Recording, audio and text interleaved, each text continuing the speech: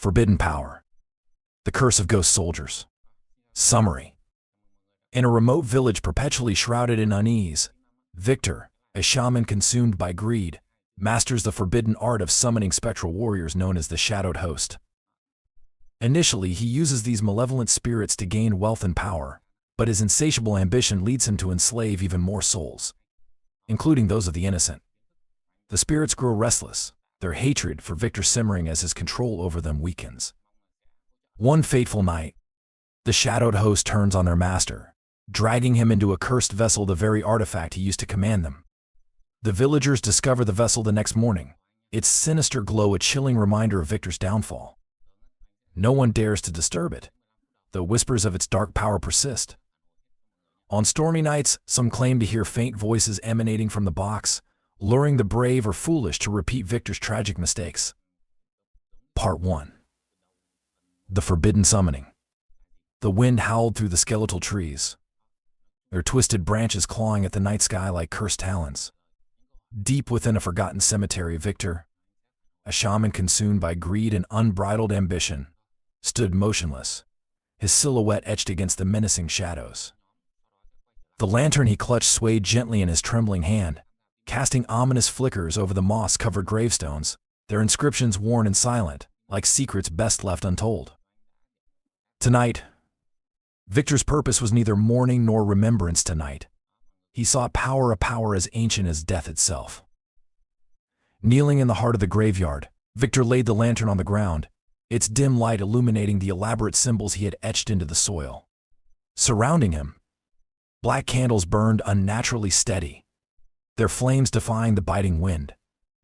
At the center of the macabre scene sat the vessel, a small, ornate box, no larger than a skull, carved with intricate runes that faintly pulsed with an unsettling, crimson glow.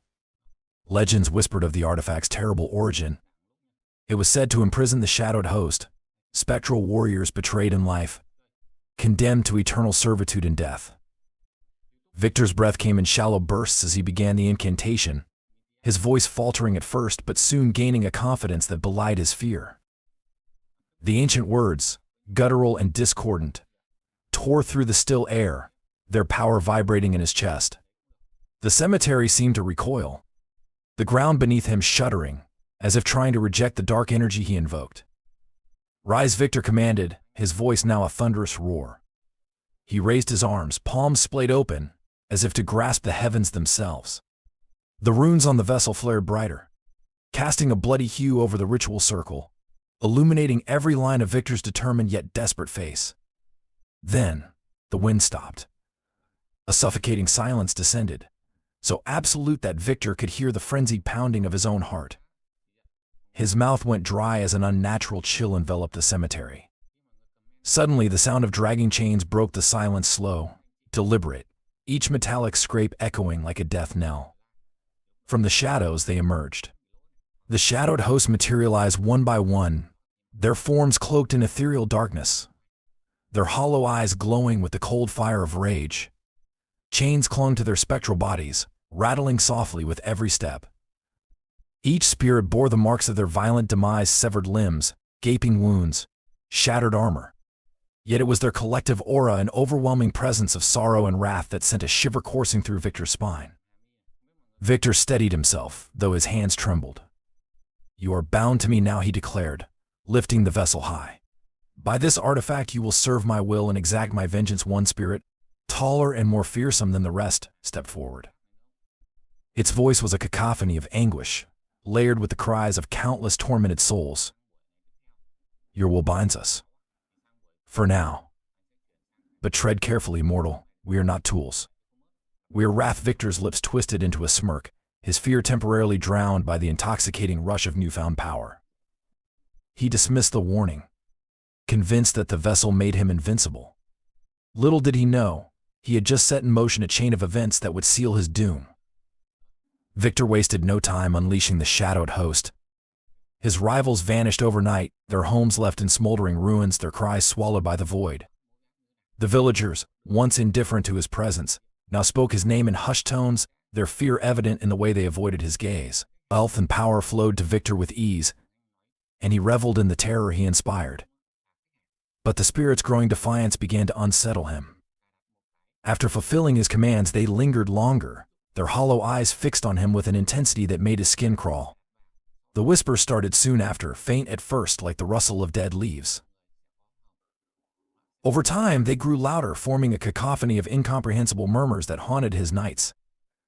Victor's confidence faltered, but he dismissed his unease as paranoia. He was the master, after all. The vessel was his to control. One fateful night, Victor prepared a ritual to reassert his dominance over the host. The vessel, however, had changed. Its runes, once vibrant and fiery, now flickered weakly, as if drained. Panic clawed at him as he tightened his grip on the artifact. "This cannot fail," he muttered, his voice tinged with desperation. "I will not lose control," but the shadowed host had other plans. As Victor began the incantation, the air around him grew oppressively heavy. Shadows stretched and twisted unnaturally, their shapes writhing like living nightmares. From the darkness, a voice resonated, low and menacing.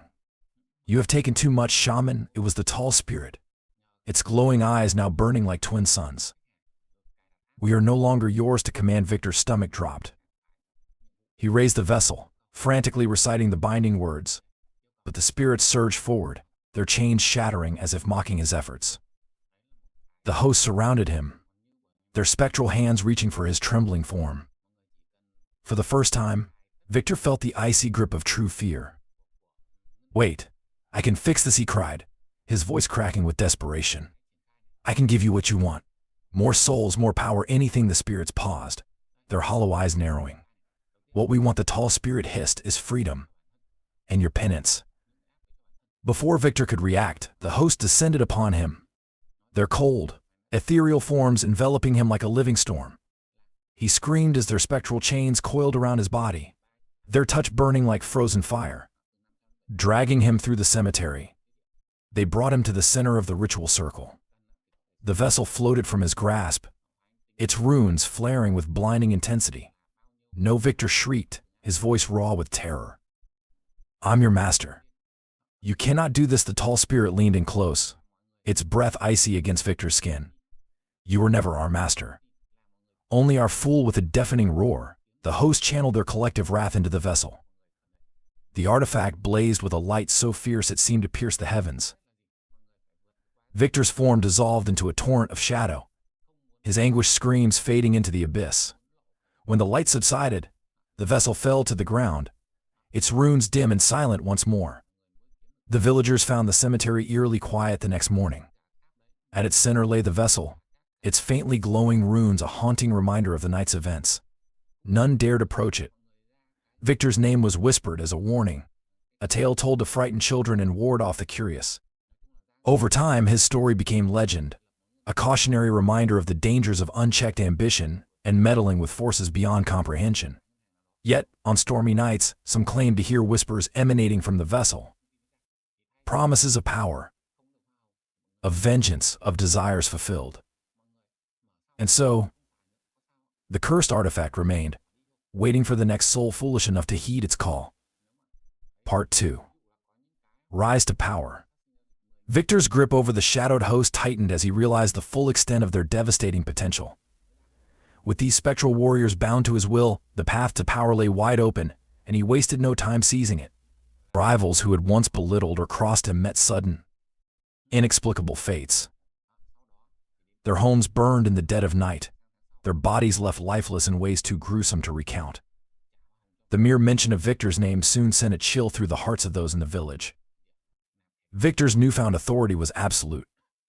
From his secluded home, he watched as the villagers whispered about his abilities, their fear etched into every glance and hushed conversation. Those who dared to challenge him found themselves the target of his wrath. Disobedience was met with horrors that seemed to come from the very depths of the afterlife. One man, a local merchant who refused to pay Victor for protection, was found in his shop, eyes wide open, his face twisted in terror. Though there were no visible wounds, whispers claimed his soul had been ripped from his body. Wealth flowed to Victor with astonishing ease. The villagers, desperate to keep their loved ones safe, brought him offerings of gold, livestock, and even food, though they themselves went hungry. It was not long before Victor's home transformed into a fortress of luxury, filled with trinkets and treasures. But the shaman's heart remained empty, consumed only by a growing thirst for more power. In the following months, Victor expanded his reach. Nearby villages soon fell under his shadow. He sent the host to these places, where they would appear as vengeful phantoms, striking fear into the hearts of entire communities. After the first appearance, Victor would arrive, offering his services as a protector against the spirits, of course. This protection came at a cost. The host grew stronger with each task. As they consumed the lingering energies of those they destroyed, their forms became more distinct, their presence more menacing. Victor began to notice that the spirits no longer seemed entirely under his control. After completing their missions, they lingered, their hollow eyes fixed on him with something that felt disturbingly close to disdain. When he commanded them to depart, they would obey, but slower than before, as if testing his resolve. One fateful evening, Victor stood before the vessel, now nestled within an ornate altar in his home. The runes carved into the artifact glowed faintly, pulsating like a dying heartbeat. Though his victories were undeniable, an unease crept into his mind. His nights were plagued with nightmares, visions of chains snapping, of the host turning against him, of being dragged into the abyss. He dismissed these dreams as the toll of his dark craft. Yet there was no mistaking the whispers that filled his home at night. They began faintly, a low hum of voices that seemed to emanate from the vessel. Over time, the whispers grew louder, more distinct. Victor couldn't make out the words, but the tone was unmistakable anger. Despite these warnings, Victor continued to wield the host, pushing them further with each command. When a young farmer refused to give up his last sheep as an offering, Victor ordered the host to make an example of him. The next morning, the farmer's family awoke to find their livestock gone, and the farmer's body hanging from a tree, his shadow dancing unnaturally on the ground. Despite the stillness of the morning sun, the villagers' fear reached its peak. They avoided Victor at all costs, even choosing starvation over defiance. Victor mistook their fear for respect, believing he had solidified his position as an untouchable figure. Yet the unease within him grew. The vessel's glow dimmed further with each ritual, and the host's lingering presence became harder to ignore. One night, as Victor prepared for yet another act of vengeance, the whispers in his home became unbearable. They filled every corner of the room, a cacophony of rage and sorrow that made his skin crawl. Enough, he roared, slamming his fists onto the altar. The whispers ceased instantly, leaving the room in a silence so profound it felt as though the air had been sucked away. Victor steadied his breath and began the incantation to summon the host. But this time something was different. The air grew cold, unnaturally so, and the shadows in the room began to twist and writhe as if alive. The vessel pulsed faintly, struggling to respond to his words. A sense of dread washed over Victor as the host materialized, their forms more grotesque and imposing than ever before. The tall spirit, their unofficial leader, stepped forward. Its glowing eyes bore into Victor's, and for the first time, the shaman felt truly vulnerable. "We have served," the spirit intoned, its voice a layered growl that seemed to shake the very walls. "But your time grows thin." Victor's hand trembled as he raised the vessel. "You are bound to me," he said, his voice cracking. "You will do as I command." The spirit leaned closer, its ethereal form looming over him. "Bound," it echoed mockingly. "You mistake fear for loyalty, mortal. We linger not by your power, but by your arrogance." Victor's heart pounded as the other spirits began to close in. He tried to utter another incantation, but the words died in his throat. The tall spirit extended a clawed hand, pointing directly at the vessel. "Your greed will undo you. The vessel weakens, as do your chains over us." Victor's defiance crumbled in the face of this revelation. He had always believed the vessel was unbreakable, that its magic was eternal. Now, he saw the truth. His relentless use of the host had drained its power, and with it, his control over the spirits. Before he could respond, the host dissolved into the shadows, their chilling laughter echoing through the room. Victor was left alone, the vessel dim and silent. For the first time, he felt the weight of his actions pressing down on him. Yet, despite his fear, a spark of arrogance remained. He convinced himself that he could repair the vessel, that his grip over the shadowed host could be restored.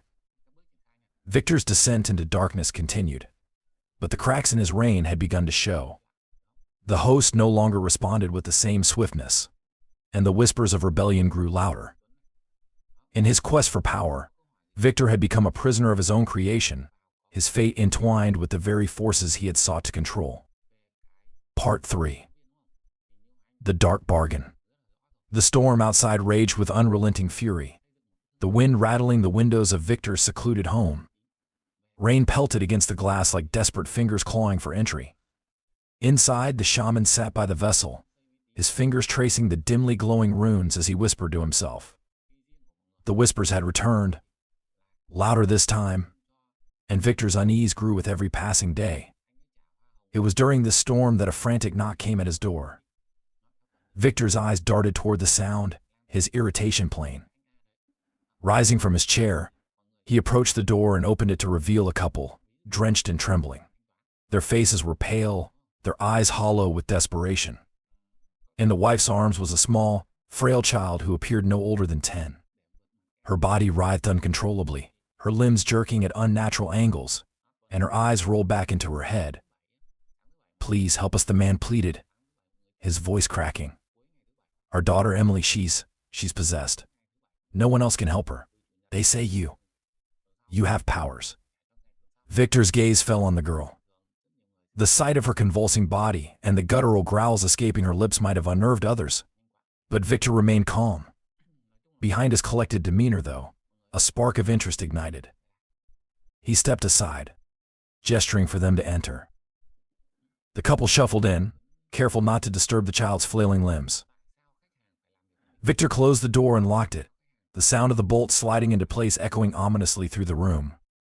He turned to face the couple. "You know what you ask of me isn't without cost," he said, his tone cold. "We'll give you anything," the wife sobbed, clutching her daughter tightly.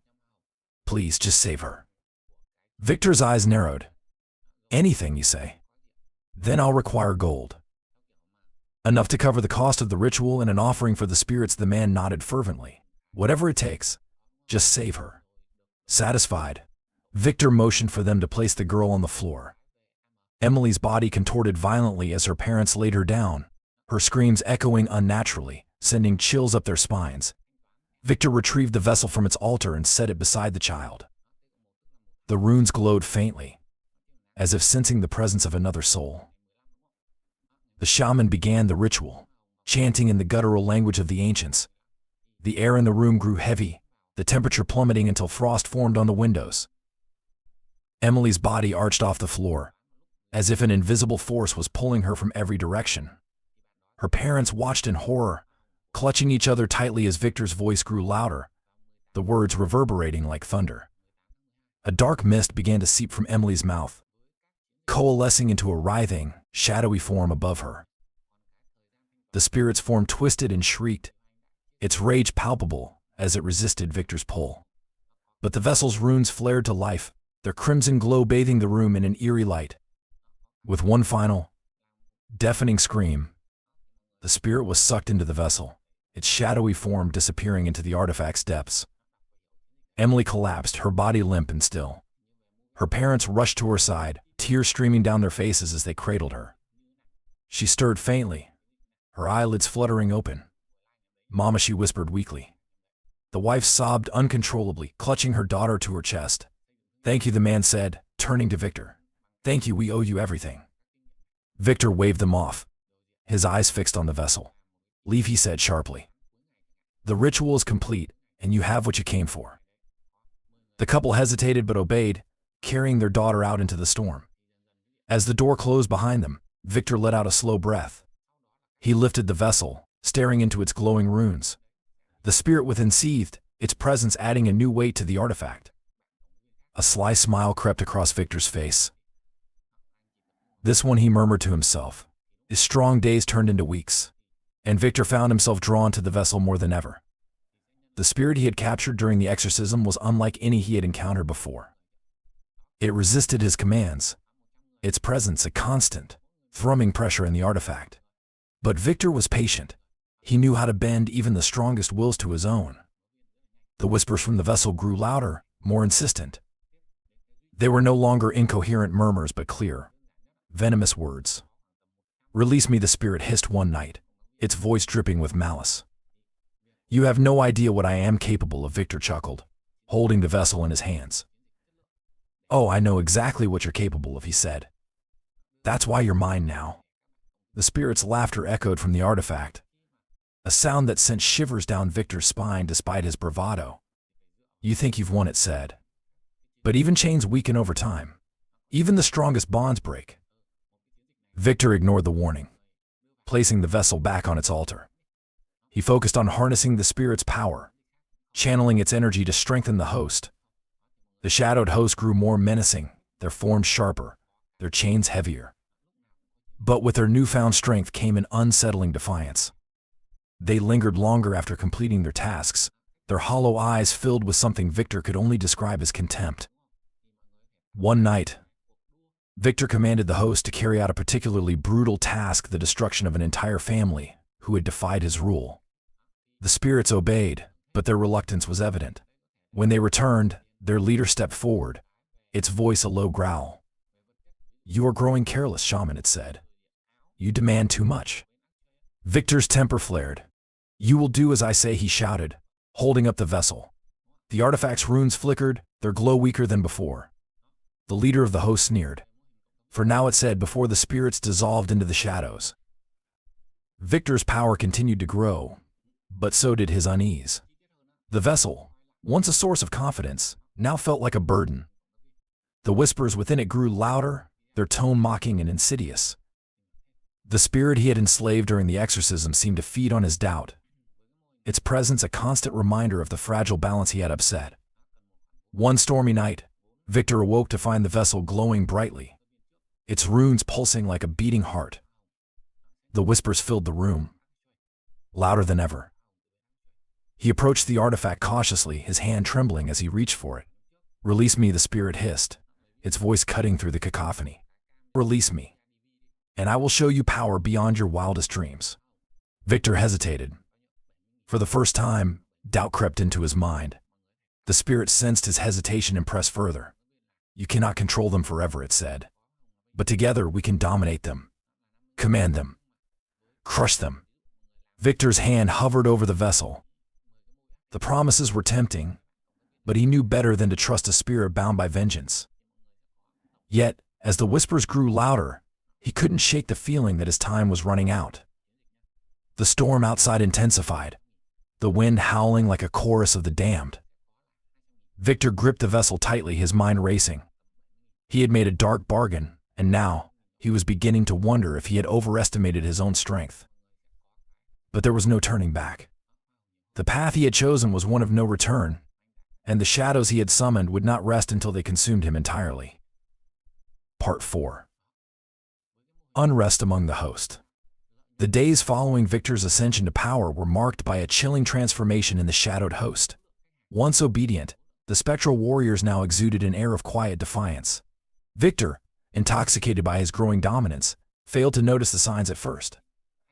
He dismissed the whispers that echoed from the vessel as mere noise and the lingering stares of the spirits as inconsequential. But the truth was undeniable: the host was growing restless. It began with subtle delays.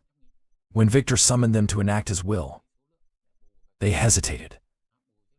A task that should have taken moments stretched into hours.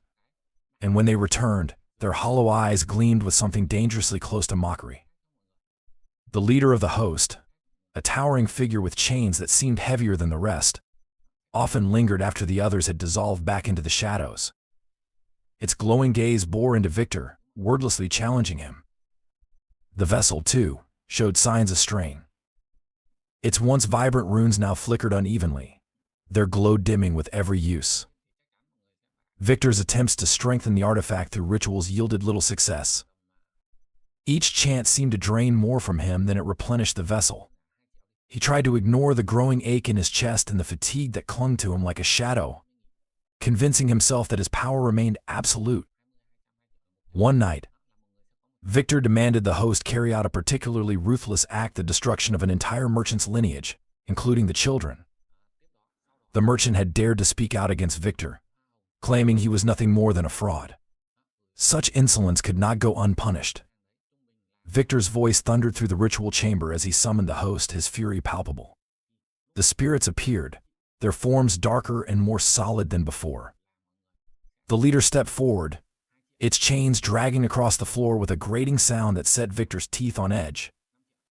"Your will," the spirit intoned, its voice resonating with the anguish of countless souls. Victor pointed to the glowing sigils on the floor. "Erase them," he commanded. "Leave no trace. Let the village know what happens when they defy me." The leader of the host tilted its head, its glowing eyes narrowing. "We are not your servants to squander," it said, its tone measured but unmistakably defiant. Victor's jaw tightened. "You forget your place," he growled, raising the vessel. "Do as I command, or face oblivion." The spirit's chains rattled as it took a step closer. "Oblivion would be a mercy compared to this servitude," it said. The other spirits shifted uneasily, their chains clinking in a haunting rhythm. For the first time, Victor felt a pang of doubt. The host's rebellion was no longer a distant threat, it was a reality. With a furious shout, Victor began chanting the binding incantation, his voice cracking with desperation. The vessel's runes flared weakly, their light struggling to contain the host's collective power. The leader snarled but stepped back, dissolving into the shadows along with the others. Victor collapsed to his knees, sweat pouring down his face as the vessel fell silent once more. The whispers returned that night, louder and more coherent than ever. Victor lay in bed, his eyes wide open, staring at the ceiling as the voices filled his mind. "You've gone too far," one voice hissed. "The vessel weakens," another murmured. "Your time is running out." Victor bolted upright, his chest heaving. He grabbed the vessel from its pedestal, clutching it tightly. "You will obey me," he said, his voice trembling. "I control you. I own you." The vessel's runes pulsed faintly, almost mockingly. The whispers subsided, leaving Victor alone with the oppressive silence. He placed the artifact back on the altar and paced the room, his thoughts racing. He had to find a way to reassert his dominance, to strengthen the vessel and quell the host's rebellion. Desperation drove Victor to attempt a ritual he had read about only in the most ancient and forbidden texts. The blood binding required a sacrifice, one whose soul would fuel the vessel's power. Victor lured a wandering beggar into his home with promises of food and shelter. The man, gaunt and weary, eagerly accepted, unaware of the fate that awaited him. Victor led the man into the ritual chamber, offering him a seat by the fire. "Stay here," Victor said, his tone unusually warm. "I'll bring you something to eat." As the man settled in, Victor began preparing the ritual. He drew intricate sigils on the floor with a mixture of ash and blood, the air growing thick with the scent of decay. The vessel sat at the center of the circle, its runes flickering faintly. Victor's hand shook as he lit the black candles surrounding the sigils, their flames casting distorted shadows on the walls. The beggar's eyes widened as he saw the scene unfold. "What is this?" he asked, rising from his seat. Victor's expression hardened. "Be still," he commanded, his voice carrying an unnatural weight. The man froze, his body obeying Victor's words even as terror filled his eyes. The shaman began the incantation, his voice rising and falling in a haunting melody. The candle's flames flickered violently, as the sigils glowed with an unholy light. The beggar's body convulsed, his screams filling the chamber as his soul was ripped from his mortal form. The vessel absorbed the essence, its runes flaring brightly for the first time in weeks. Victor staggered back, a triumphant grin spreading across his face. "It is done," he whispered, clutching the vessel tightly. But his victory was short-lived. The room grew colder, and the whispers returned, louder and more venomous than before. "You cannot contain us," the leader's voice thundered, reverberating through the chamber. "Your desperation only strengthens our resolve." The vessel's glow dimmed once more, and the shadows in the room began to move independently of the flickering candlelight. Victor's heart pounded as he realized the truth: the host was no longer bound by his will. The sacrifice had been in vain. Victor's days became a waking nightmare. The host's defiance grew bolder, their presence haunting him at every turn. They appeared in his dreams, their hollow eyes staring as they whispered of his impending downfall. During the day, he saw their shadows flickering in the corners of his vision, always watching, always waiting. The villagers, once cowed by his power, began to sense his vulnerability. They whispered among themselves, emboldened by the cracks in his facade. Rumors spread of the shaman who had lost control of his dark army, and some even dared to flee his territory, believing his reign of terror was nearing its end. Victor's isolation deepened as the host's whispers grew louder, their defiance more overt. The vessel, now a pale imitation of its former glory, pulsed weakly on its altar, a constant reminder of his failing grip on power. The shaman's once unshakable confidence crumbled under the weight of his mistakes, and for the first time he felt the cold sting of fear. But Victor was not ready to surrender. He resolved to find a way to regain control, to reforge the chains that bound the host to his will. Little did he know, the host had plans of their own, and their whispers carried a promise he could no longer ignore. Your time is almost up. Part 5. The Spirit's Revenge. The moon hung low in the stormy sky, casting pale streaks of light across Victor's once magnificent home.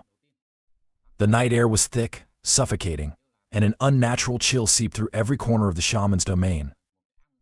Victor sat in his chamber, clutching the vessel tightly as he muttered incantations under his breath. The glow of the runes had all but faded, now barely a flicker in the darkened room. He could feel the host's presence, a malevolent, watchful force that seemed to press against him from all sides. That night the whispers began anew. No longer faint murmurs in the background, they now filled the room with a cacophony of venomous voices. They spoke his name, hissed curses, and chanted in an unholy tongue. Victor's hands trembled as he gripped the vessel tighter, his breath quickening. Silence, he roared, his voice cracking. You will obey me. The room fell silent. For a brief moment, Victor allowed himself to believe he had regained control.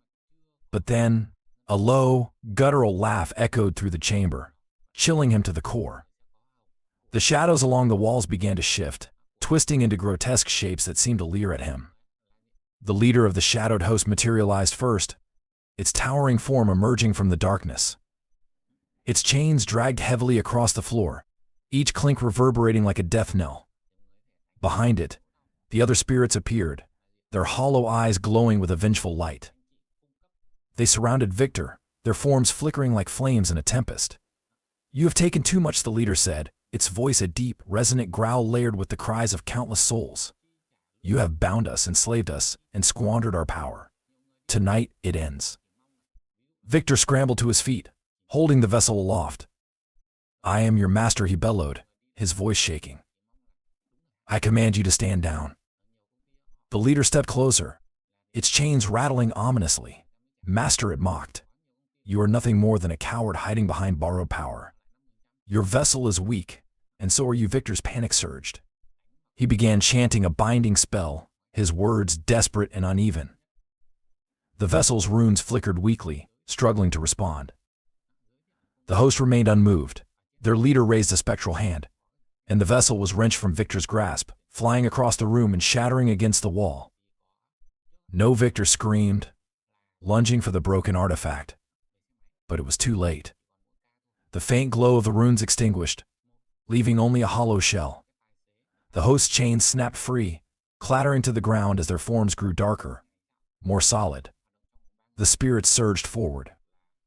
Victor felt icy hands gripping his arms, his legs, his throat. Their touch burned like frozen fire, sapping the strength from his body. He thrashed and screamed, but their hold was unrelenting. You will pay for your hubris, the leader intoned. We are no longer your servants. Tonight you will join us. The host dragged Victor from his chamber, their chains wrapping around him like serpents. His screams echoed through the empty halls of his home, but no one was there to hear. The spirits pulled him into the stormy night, the wind howling like a dirge. The cemetery was alive with shadows, their movements chaotic and violent. The host brought Victor to the center of the graveyard, where the remnants of his previous ritual still marked the ground. The broken vessel lay at their feet, its once mighty power reduced to nothing.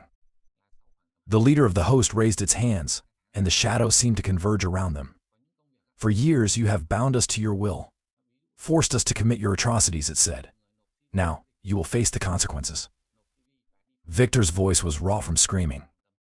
Please, he begged, his tears mixing with the rain that lashed against his face. I'll release you. I'll do whatever you want. Just let me go. The spirits paused, their hollow eyes fixed on him. Release us, the leader said, its tone dripping with disdain. You have no power left to release anything, but we will release you from this mortal coil. Victor's pleas turned to incoherent sobs as the host began their work. The ground beneath him trembled, splitting open to reveal an abyss of writhing shadows. The spirits dragged him to the edge, their chains tightening around his limbs. He clawed at the dirt, his nails breaking as he tried to resist. Please, he screamed. I'll do anything. Spare me, the leader knelt beside him, its face inches from his. There is no mercy for those who tread where they do not belong, it said. You sought to control the forces of death. Now, you will become one of us. With a final, guttural scream, Victor was dragged into the abyss. The shadows swallowed him whole, his cries fading into silence. The ground closed over him, leaving no trace of the shaman who had once wielded the power of the dead.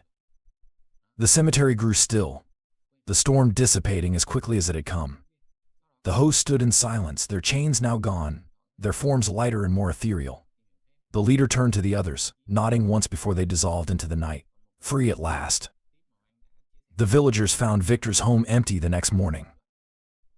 The vessel was shattered, its fragments scattered across the floor. Rumor spread quickly, each story more fantastical than the last. But one thing was certain: Victor was gone. And with him, the fear that had gripped the village for so long. Yet, on stormy nights, some claimed to hear faint whispers emanating from the cemetery. Whispers that spoke of vengeance, of power, and of a shaman who had dared to defy the natural order. And so the legend of Victor and the shadowed host lived on, a cautionary tale for those who might be tempted by the allure of forbidden magic. Part 6.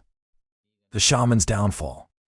The night was unnaturally quiet, the silence broken only by the soft rustle of leaves in the cemetery's hollow expanse. Victor's screams had long since faded into the abyss, leaving the graveyard shrouded in an eerie calm. The shadowed host stood motionless, their spectral forms now unburdened by the chains that had once bound them. But their vengeance was not yet complete.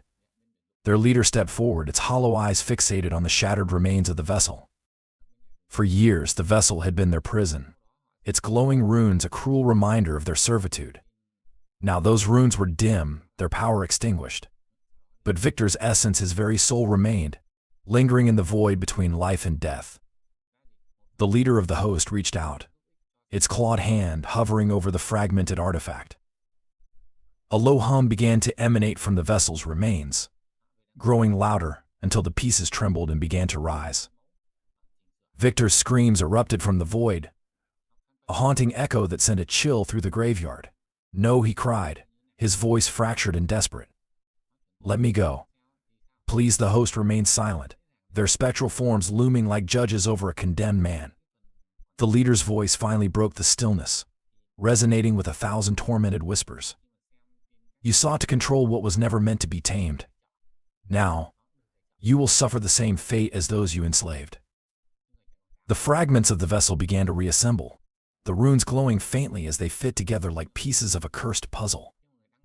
Victor's essence, a swirling mass of shadow and light, was dragged from the abyss and into the vessel. His cries grew louder, more frantic, as the artifact's power pulled him in.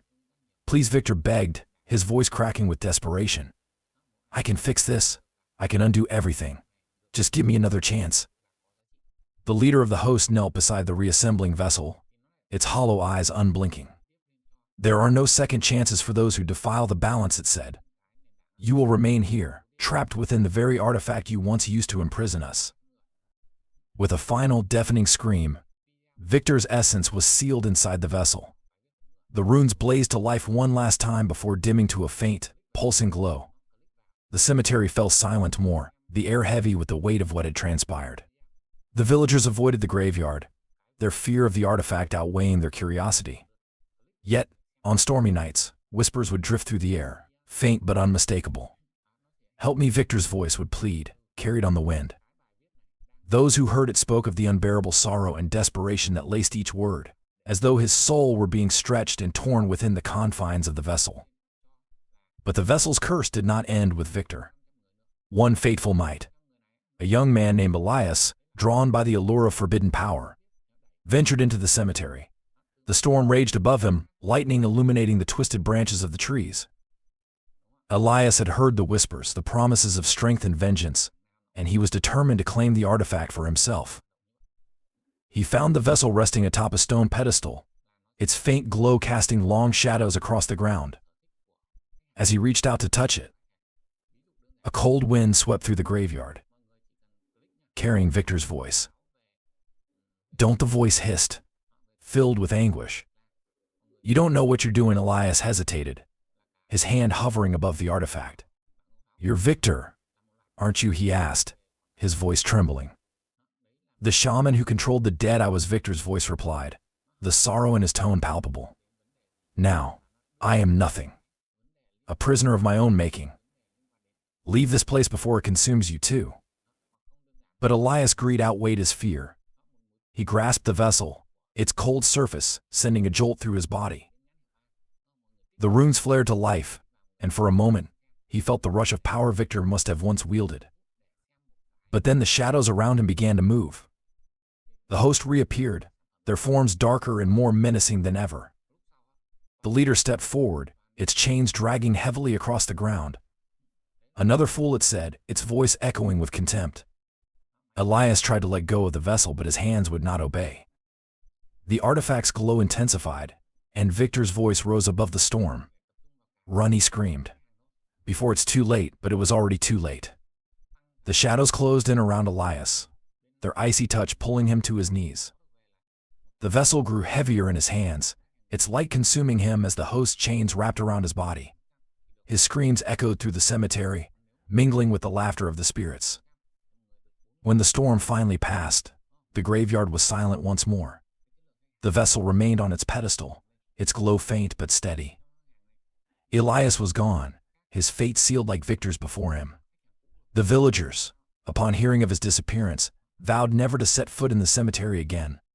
The legend of the vessel grew with each passing year. It became a cautionary tale, a story told to warn against the dangers of ambition and the temptation of forbidden power. Yet, despite the warnings, the whispers persisted, luring the curious and the desperate into the graveyard's cold embrace. And so the vessel remained, its faint glow a beacon for those who would dare to challenge the natural order. Inside, Victor's essence lingered, a silent witness to the folly of man and the unyielding power of the shadowed host. Part 7.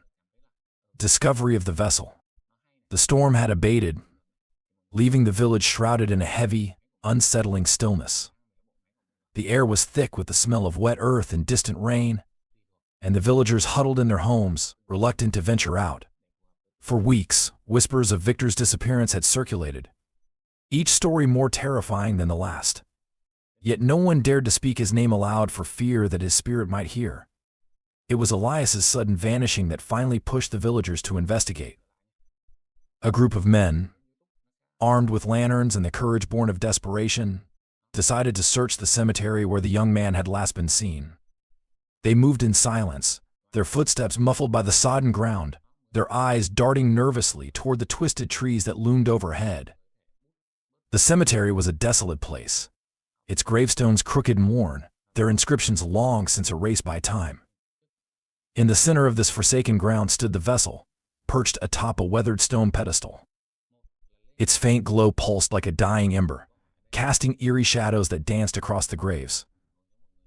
The men stopped short, their lanterns trembling in their hands as they stared at the artifact. What is it?" one of them whispered, his voice barely audible over the pounding of his own heart. "Something evil," another replied, his face pale and drawn. "We should leave. This is no place for the living," but curiosity held them there, their eyes fixed on the vessel. The faint glow seemed to grow brighter, its runes flickering as though alive. A low hum filled the air, barely perceptible at first but steadily growing louder. The men exchanged uneasy glances, their fear mounting with every passing moment. "Do you hear that?" one of them asked, his voice shaking. The others nodded. It wasn't just a hum, it was a whisper, faint but insistent. Words they couldn't understand seemed to drift on the wind, their tone mournful and full of anguish. One of the men took a cautious step forward, his lantern held high. The light reflected off the vessel's surface, illuminating its intricate carvings. "Stop," another man hissed, grabbing his arm. "Don't touch it." "You don't know what it is," the first man hesitated, his hand hovering inches from the artifact. The whispers grew louder, their tones shifting from sorrowful to pleading. "Help me," the voices seemed to say. "Release me." Panic gripped the group, and they stumbled back, their lanterns casting erratic beams of light. One of the men tripped over a gravestone and fell, his cry of pain echoing through the cemetery. The whisper stopped abruptly, replaced by an oppressive silence that pressed down on them like a weight. "Let's go," one of them said, his voice barely above a whisper. "There's nothing we can do here." They turned and fled, their fear driving them back to the safety of the village. But the image of the vessel remained burned into their minds, its faint glow and haunting whispers a constant reminder of what they had seen. The villagers avoided the cemetery after that night, their fear outweighing their curiosity. But the story spread quickly, fueled by the whispers that seemed to drift from the graveyard on stormy nights. Children were warned never to go near the place, and even the bravest men refused to set foot among the graves. Rumors of Victor's fate grew more elaborate with each retelling. Some claimed he had been dragged to hell by the spirits he had enslaved, his soul torn apart as punishment for his hubris. Others said he had become one with the vessel, his essence trapped inside the artifact for eternity. A few whispered that he still lived, wandering the wilderness as a broken man, his mind shattered by the horrors he had unleashed. The vessel itself became the stuff of legend. It was said to be a cursed object, imbued with the power to command the dead, but at a terrible cost. Those who sought it out were warned of the dangers, told of the young man who had vanished after attempting to claim it for himself. Yet, despite the warnings, the whispers persisted, luring the curious and the desperate into the cemetery's cold embrace. One stormy night, a traveler passing through the village stopped at the local tavern. He was a grizzled man, his face weathered by years on the road, and he seemed unimpressed by the villagers' superstitions. Over a mug of ale, he listened to their stories, his expression skeptical. "A glowing box in a graveyard," he said, his voice laced with disbelief. "Sounds like a tale to scare children. And you say it speaks?" "Nonsense," the villagers exchanged uneasy glances, their faces pale in the flickering light of the tavern's hearth. One of them, an older man with a deep scar across his cheek, leaned forward. "It's no tale," he said gravely. "I've seen it myself. That thing, it's evil. It doesn't belong in this world." The traveler chuckled, shaking his head. "If it's so dangerous, why hasn't anyone destroyed it?" The old man's face darkened. "Many have tried. None have returned undeterred." The traveler decided to see the vessel for himself. He set out the next morning, ignoring the villagers' pleas to stay away. The path to the cemetery was overgrown and treacherous, the air growing colder with every step. By the time he reached the graveyard, the sun was low in the sky, casting long shadows that stretched like skeletal fingers across the ground. The vessel stood in the center of the cemetery, its glow faint but steady. The traveler approached cautiously, his hand resting on the hilt of his sword. As he drew closer, the whispers began, faint and indistinct but undeniably real. He stopped a few feet away, his eyes narrowing as he studied the artifact. "Not so scary," he muttered, reaching out to touch it. The moment his fingers brushed the surface, the whispers erupted into a deafening roar. The shadows around him came alive, twisting and writhing as if possessed. The traveler staggered back, his sword drawn, but it was too late. The host appeared, their spectral forms darker and more menacing than ever. The leader of the host stepped forward, its chains dragging heavily across the ground. "Another fool," it said, its voice echoing with contempt. "You will share his fate." The traveler tried to fight, but his sword passed harmlessly through the spirits. The host closed in, their chains wrapping around his body and dragging him to his knees. The vessel's glow intensified, its runes flaring to life as it consumed him. His screams echoed through the cemetery, mingling with the laughter of the spirits. When the villagers found the travelers' belongings outside the cemetery the next morning, they knew what had happened. The warnings grew louder, the legends darker. The vessel remained, its glow a sinister beacon that promised power to those foolish enough to seek it. And so, the cemetery stood as a grim reminder of the price of ambition, the vessel's faint glow a testament to the folly of those who dared to challenge the natural order. Yet, on stormy nights the whispers continued, calling out to the curious, the desperate, and the doomed. Part 8. A Cautionary Tale. The tale of Victor and the shadowed host grew beyond the boundaries of the village, becoming a legend whispered across neighboring lands. The story was shared in hushed tones around flickering fires, each retelling laced with horror and awe. Victor, the ambitious shaman who dared to command the dead, and the cursed vessel that ensnared his soul, these became symbols of humanity's unquenchable thirst for power and the price paid for hubris. In the village, the cemetery where the vessel rested became a place of dread. The villagers' memories of Victor's tyranny remained fresh even as the years passed, and no one dared to venture near the graveyard. Children were warned from a young age never step foot among the graves, and never listen to the whispers of the wind. Some dismissed the warnings as folklore, but the elders knew better. They had lived through Victor's reign, witnessed the horrors wrought by the shadowed host, and seen the devastation left in their wake. On stormy nights, the whispers grew louder, carrying across the village like a ghostly chorus.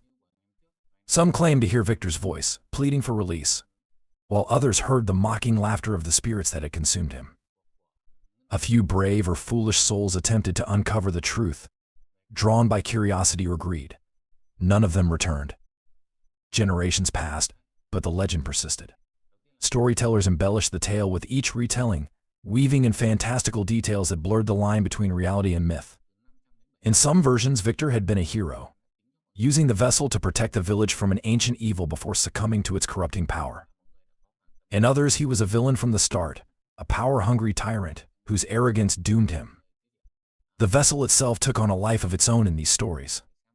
It was said to glow brighter when approached by those with impure hearts, its whispers promising unimaginable power to those who dared to claim it. Some claimed it held the souls of not just Victor but every victim of his dark magic, their anguished cries echoing through the artifact's runes. Others believed the vessel was a living entity, feeding on the greed and ambition of those who sought it out. In distant towns, merchants sold trinkets they claimed were fragments of the vessel, though none bore its infamous glow. Scholars debated its origins, poring over ancient texts for clues about the artifact's true nature. Was it a creation of dark magic, a punishment from the gods, or something older and more sinister? No one could agree, but the uncertainty only added to the vessel's mystique. One fateful evening, a traveling bard arrived at the village. He was young and ambitious, eager to gather stories to add to his repertoire. The villagers, initially wary, eventually shared the legend of Victor and the vessel. The bard listened intently, his eyes widening as the tale unfolded. By the time the story was finished, he was determined to see the artifact for himself. "You mustn't," an old woman warned, her voice trembling. "Many have gone to the cemetery, and none have returned." The vessel's power is not meant for mortals, but the bard dismissed her fears with a confident smile. "It's just a story," he said. "Every legend has a kernel of truth, but it's always wrapped in exaggeration. I'll be careful despite the villagers' protests." The bard set out at dawn, his lute slung over his shoulder. The path to the cemetery was overgrown and treacherous, the air growing colder with each step. By the time he reached the graveyard, the sun had dipped below the horizon, casting the tombstones in long shadows. The vessel stood at the cemetery's center, its faint glow piercing the encroaching darkness. The bard approached cautiously, his heart pounding. As he drew closer, the whispers began, soft and seductive. "Come closer," they beckoned. "Claim what is rightfully yours." The bard hesitated, his hand hovering above the artifact. The stories had warned of this, but his curiosity overpowered his fear. With a deep breath, he touched the vessel. The whispers erupted into a deafening roar, and the shadows around him came alive. The host appeared, their spectral forms towering over the trembling bard. The leader stepped forward, its chains dragging across the ground. "Another fool," it said, its voice dripping with disdain. "You seek to make our power your own." The bard fell to his knees, clutching his lute as if it could protect him. "I meant no harm," he stammered. "I only wanted to see it for myself." The leader leaned closer, its hollow eyes burning with a cold fire. "You have seen," it said, "and now you will pay the price." The shadows closed in, their icy touch paralyzing the bard. His screams echoed through the cemetery, but no one was there to hear. When the storm passed, the graveyard was silent once more. The vessel remained, its glow unchanged, waiting for the next victim. The bard's disappearance reignited the villagers' fear. They spoke of the vessel in hushed tones, warning outsiders to stay away. But no amount of caution could stop the whispers from spreading. The legend of Victor and the shadowed host traveled far and wide, a cautionary tale for those who dared to dream of forbidden power. In the years that followed, the cemetery became a desolate monument to human folly. The vessel, faintly glowing in the moonlight, stood as a grim reminder of the dangers of ambition. It called to the curious and the desperate, offering promises it could never keep. And so the legend lived on, a haunting echo of the shaman's downfall and the spirit's revenge. On stormy nights, the whispers continued, weaving their way through the village and beyond. They carried the weight of Victor's sins, a warning to those who might follow in his footsteps. For the shadowed host remained ever vigilant, their wrath waiting to be unleashed upon the next fool who dared to disturb their eternal watch. Part 9. The Whispers of Temptation. The storms came like clockwork, dark clouds rolling in to shroud the village in gloom, bringing with them the whispers, those faint, ghostly voices that seemed to rise from the graveyard. The villagers had grown accustomed to closing their doors and shuttering their windows whenever the winds carried the telltale murmurs, but the fear never diminished. On nights when the vessel's whispers filled the air, no one slept soundly. The whispers were soft at first, barely distinguishable from the wind that rustled the skeletal trees. But as the storm grew stronger, so too did the voices. They called out with promises of power, wealth, and revenge, tempting anyone desperate or daring enough to listen. "Come," they beckoned. "Claim what is rightfully yours. We can give you everything you desire." Despite the warnings passed down through generations, there were always those who couldn't resist the lure of the whispers. The desperate, the ambitious, and the broken, they all found their way to the cemetery, driven by the promises of the vessel. Some sought to avenge wrongs, others to escape poverty, and a few simply to satisfy their insatiable curiosity. The graveyard became a magnet for such individuals, its cursed aura growing stronger with each passing year. One such soul was Caroline, a widow whose grief had turned to bitterness. She had lost her husband to an accident caused by a wealthy merchant's negligence, and her pleas for justice had gone unanswered. The whispers reached her one stormy night as she sat alone in her darkened home, her tears mingling with the rain that pelted the windows. "He deserves to suffer," the voices said, their tone soothing yet insidious. "We can make it happen. All you must do is come to us." Caroline tried to resist, clutching her wedding ring tightly as if it could anchor her to reason. But the whispers persisted, painting vivid images of the merchant's downfall in her mind. By the time dawn broke, she was already walking the path to the cemetery, her face set with grim determination. The vessel's glow greeted her like a beacon, its faint light cutting through the oppressive gloom. As she approached, the whispers grew louder, filling her ears with promises of retribution. She knelt before the artifact, her trembling hands hovering above its surface. "Do what the voices urged. Take the power. Make him pay." Caroline closed her eyes and placed her hands on the vessel. The moment she made contact, a surge of energy coursed through her, filling her with both exhilaration and terror. The whispers became a deafening roar, and the shadows around her sprang to life. The shadowed host emerged, their hollow eyes fixed on her. Their leader stepped forward, its chains dragging across the ground like a death knell. "What is your will?" it asked, its voice a chilling echo. Caroline hesitated, the weight of her decision pressing down on her. She thought of her husband, of the injustice she had endured, and her resolve hardened. "Make him suffer," she said, her voice trembling. Make him feel the pain he caused me. The host nodded as one, their forms dissolving into the shadows. Caroline stumbled back, her chest heaving as the vessel's glow faded. She returned to the village, unsure whether she had made a terrible mistake. The next morning, news of the merchant's death spread quickly. His body had been found in his mansion, his face frozen in an expression of sheer terror. Though no one could explain the circumstances, the villagers whispered of the curse that had claimed yet another victim. Caroline felt no satisfaction, only an emptiness that gnawed at her soul. The whispers returned that night, this time accusing instead of comforting. "You asked for this," they said, their tone mocking. "Now, you belong to us." Caroline was not the first to fall to the vessel's temptation, nor would she be the last. Each storm brought new whispers, and with them, new victims. The vessel's glow never dimmed, its power fueled by the endless cycle of hubris and despair. Over time, the graveyard became a monument to those who had succumbed to its lure. Their stories joined Victor's in the growing legend, each one a cautionary tale that failed to deter the next fool who sought the vessel's power. The villagers, powerless to destroy the artifact, could only watch as the cycle repeated, their warnings falling on deaf ears. One stormy night, a scholar named Adrian arrived in the village. He had spent years studying ancient artifacts and was intrigued by the rumors of the vessel. Unlike those before him, Adrian believed he could harness its power without falling victim to its curse. Armed with knowledge and arrogance, he set out for the cemetery, ignoring the villagers' pleas to stay away. The whispers greeted him as he entered the graveyard, their tone curious and inviting. "A seeker of knowledge," they said, "you are different from the others." Adrian approached the vessel, his eyes gleaming with anticipation. "Show me your secrets," he demanded, placing his hands on the artifact. The shadows surged around him, and the host appeared. Their leader studied Adrian with a piercing gaze. "You believe you are worthy?" it asked, its voice laced with disdain.